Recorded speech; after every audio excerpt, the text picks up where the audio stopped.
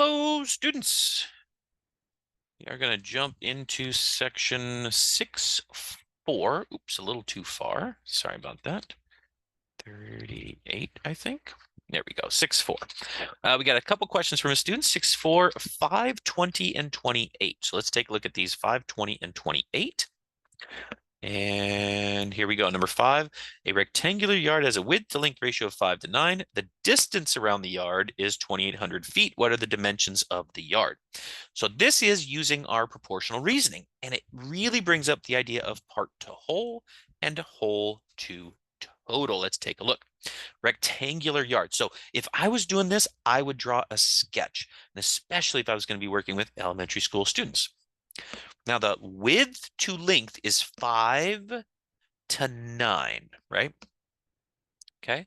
So that means I also have a 5 here and a 9 here because it says the distance around the yard. We would call that the perimeter if we were moving more into geometry. There's the perimeter, okay? What are the dimensions of the yard? So if I was to kind of add all of these up, right? Take a look. I don't know what these numbers are, but here's what I do know. I know that whatever they are, if my ratio is 5 to 9, then whatever I end up with has to be some multiple of that. Because it has to still be a multiple of 5 for one and a multiple of 9 for the other. So I'm going to put an X in for all of these because I don't know what that scale factor is.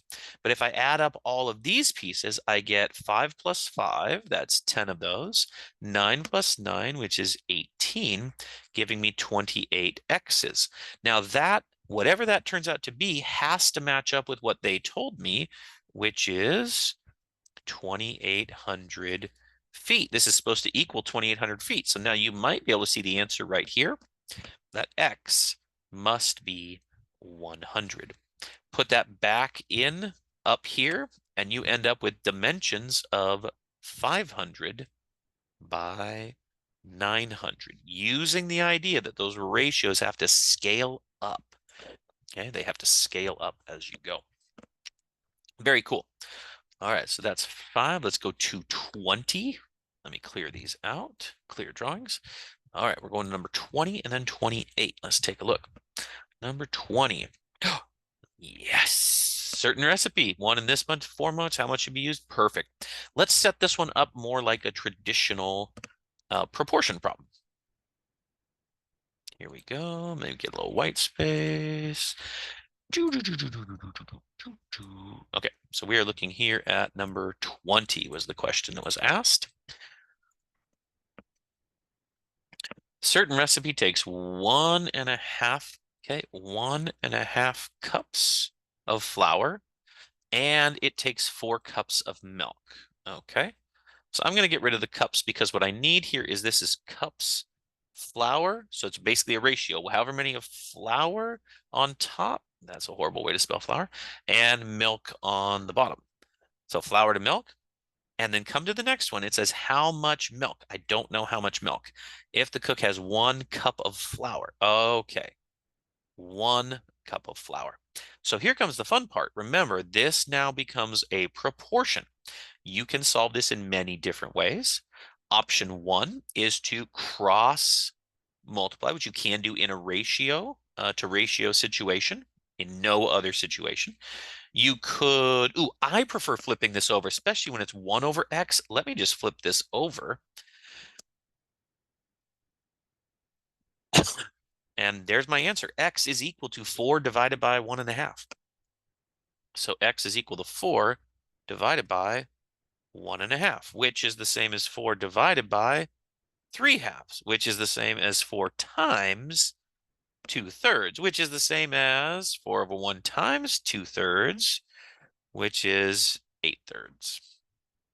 So how much milk they need to use 8/3 cups, which no one would ever say, right? If you say that to your parent who does the cooking or the baking, they're going to laugh at you, right? But you just divided it and you say that's 2 2/3 cups of milk. There you go. And does that make sense? Let's see here. A certain recipe, 1.5 cups of flour gives you 4 cups of milk. I only have 1 cup of flour, so that's less flour. I better have less milk as well. And that's, there you go. There you are. That's it. All right, let's clear that off and we'll go to question 28, which is our last one. 28, use a bar model to solve each of the following. Divide 35 in the ratio 2 to 5. Got it. Okay. So if I'm using the bar model, I would want to draw a bar, right? And first off, it's the ratio of 2 to 5. Okay, so I'm going to do that first. I'm going to make a ratio of 2 to 5. So 1, 2, and 1, 2, 3, 4, 5. 1, 2, 3, 4, 5 to 2. Okay, so what I'm going to do just to make sure it's all clear to everybody is I'm going to shade these.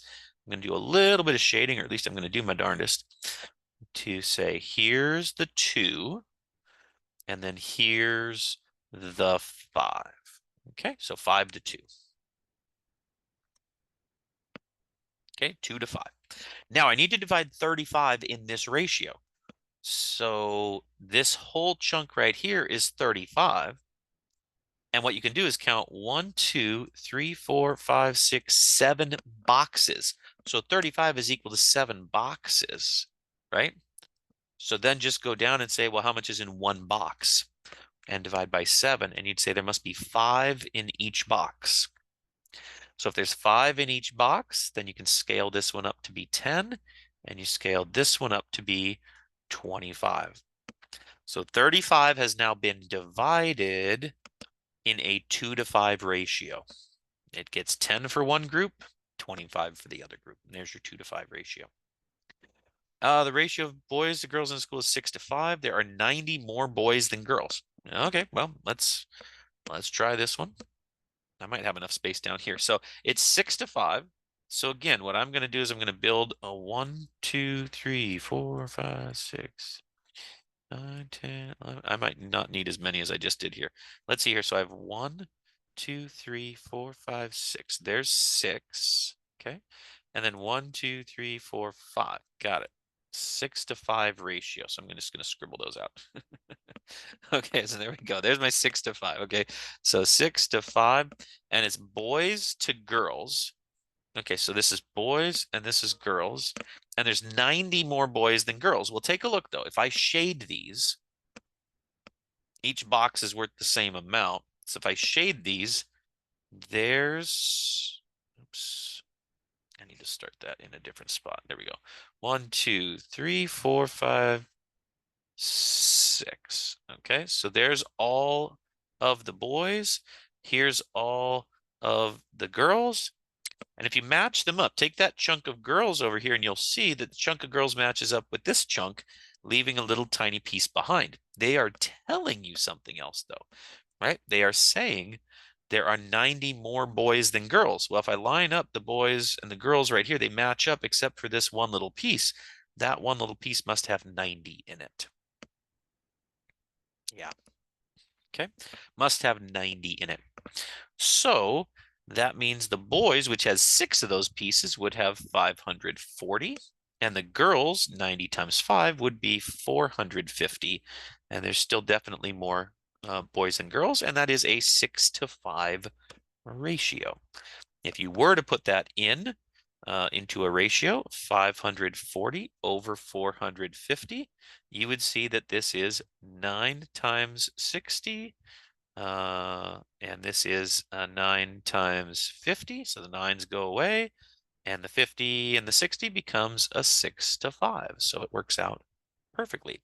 Total number of students in the school, you would just add these two together to get the total. Cool. There you go. What's a different way to do it? What if I didn't want to use the bar method? Nobody asked that in this question because there's really no one in this space right now with me. But if you had to, what you could do is this. You know it's 6 to 5, boys to girls. That means boys to the total would be 6 over 11. Okay, so 6 boys for every 11 total students. The other 5 would be the girls. Okay, so now if you think about this and you say, well, the difference between those, between the 6 and the 5 is 1. So 1/11th is equivalent to 90 boys. The question is, how many total are there? And so in this case, I'm looking at it, and it actually would be more convenient for me to multiply 1 by x and for me to multiply 11 times 90. 11 times 9 is 99, multiply by 10, and I get a 990. So that's the other way you could go about doing this problem, and you do get to the exact same answer. A lot of different ways to solve problems. Don't you forget about that. If you have anything that comes up, let me know. Otherwise, have a great evening. Off you go.